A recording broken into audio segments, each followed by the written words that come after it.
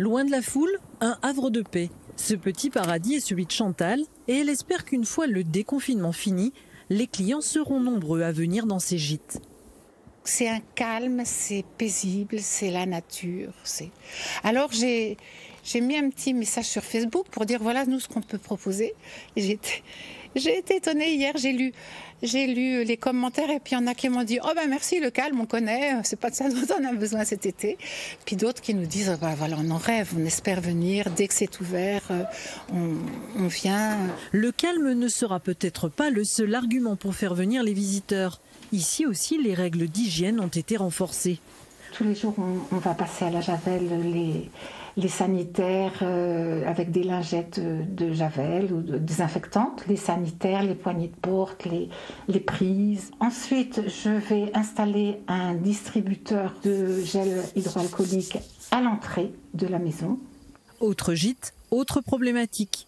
La saison 2020 s'annonçait bien, beaucoup de réservations, mais aussi beaucoup d'incertitudes, notamment en ce qui concerne la clientèle étrangère. Juillet-août est plus ou moins complet, des réservations à 91% d'étrangers. Dans l'éventualité où les frontières restent fermées, ils ne pourront pas venir et donc ils vont tous annuler en masse.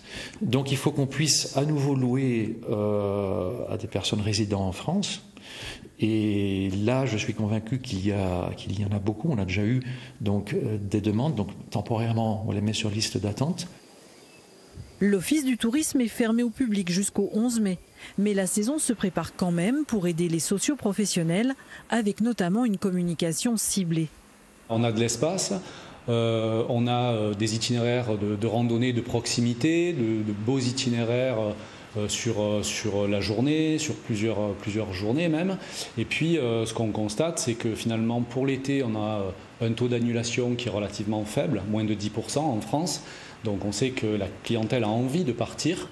Dans les Alpes de Haute-Provence, département rural peu touché par le Covid, hébergeurs, professionnels du tourisme espèrent que l'arrière-saison compensera un printemps gâché.